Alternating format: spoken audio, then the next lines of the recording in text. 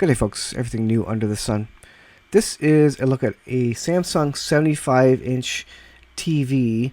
The model number is UN75AU8000FXZC. You'll see it on screen there. And I replaced the LEDs in this one. And I want to do a video of this because there are some repair videos on YouTube which don't really detail kind of the key components of this, because one of the biggest things is obviously smashing your LCD. And in this case, I'll cut to the chase. There is no double-sided tape with this model attaching the LCD to the frame of the TV. So going back in time, I'll show you the steps that I did here. This is a look at the TV. I just have it set on its back on a couple of 2x3s so that I could slide the LCD up across it. And I took off the bottom portion. Everything is snaps on this, plastic snaps.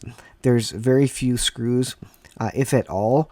And the bezel around the side of the LCD actually comes off with the LCD, and that's what kind of holds it in place. Again, there's no double-sided tape, so when you see those, I forget what it is, but the Jimmy videos, they show them taking the LCD off, but they don't show talking about the double-sided tape, which you may have encountered on other TVs, which I did when I was practicing on a 65-inch TV.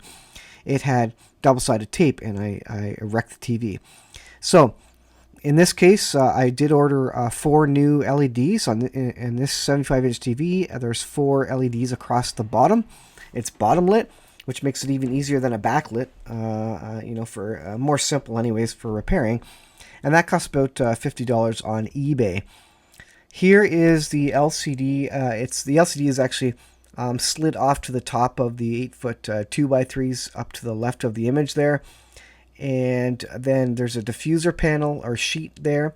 And then on the TV is another couple set of sheets or diffuser panels, and the plastic, acrylic, whatever sheet that actually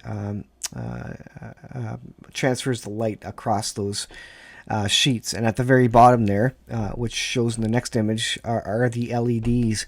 Again, there's 4 of them across the bottom. There's little snaps, all for my intent and purpose, use replaceable.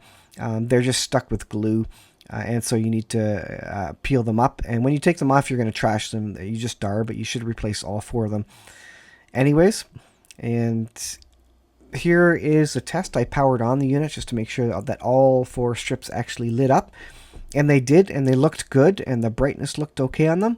I'll show you one thing at the end though, of the quality of it. The replacement procedure was to put the sheets back over the diffuser panels in the order that you took them off, and then I used loops of painter's tape on the glass itself as a suction cup. So I didn't mention that either, but just use painter's tape and kind of put half of the painter's tape down, then make a big loop of it that you can grab, and then another tail of the painter's tape on the glass, and you put a couple of those on each side and have 2 people lift it up, and that acts like a suction cup. And when you peel the painter's tape off, it doesn't really leave any residue. You should go and clean the screen after with some sort of window cleaner anyways, but that's how I move the LED. But you could actually slide it with the bezels that stick with the glass panel. You don't want to bend it. Any sharp bend will snap this panel. But like I said, there is no double-sided tape affixing it to the frame, which is usually where people actually end up breaking these things. So after putting it all together, again, there's no snaps. Even the back panel, the back cover is all snaps. So you can get away with it. You're going to break 1 or 2 snaps, but at the end of the day, you're repairing a used TV. It's not that big a deal, and the TV looked fine for my purposes after. Again, it's just snaps all the way around. Really easy to do, actually. Far easier with the 75-inch than the 60-inch or 65-inch TV that I had attempted to repair before. Now here's the final result. It did work. You will note that on the bottom left-hand side here, I think my cursor shows, there's a bit of a line, and that is because 2 LEDs, the first and the third LED, are lit up actually more powerfully or brighter than the second and the fourth. Now the bright spot on the second, above the second LED there that I'm waving my cursor on. Make sure you can, yeah, you can see the cursor there.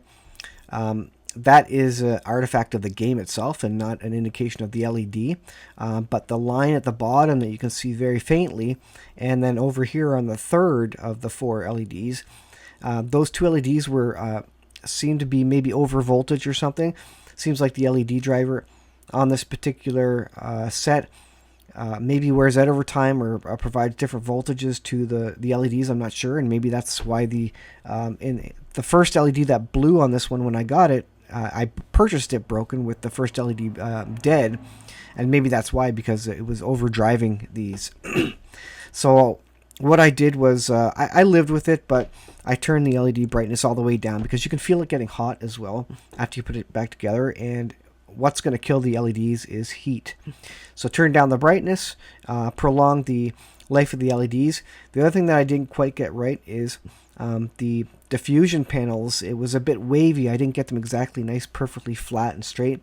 And so in the corner and over by the third LED as well, you can see a bit of waving in the back. So if you're on a very white background, like an ice, if you watch hockey, and you know, when the whole TV is white and you can see that ice, those waves in that in the diffuser sheets really shows up. But when you know, in darker settings, or like video games like this, you can't really see it. So it's not that noticeable. It wasn't perfect. I probably would have spent more time and got the diffuser sheets exactly perfectly flat.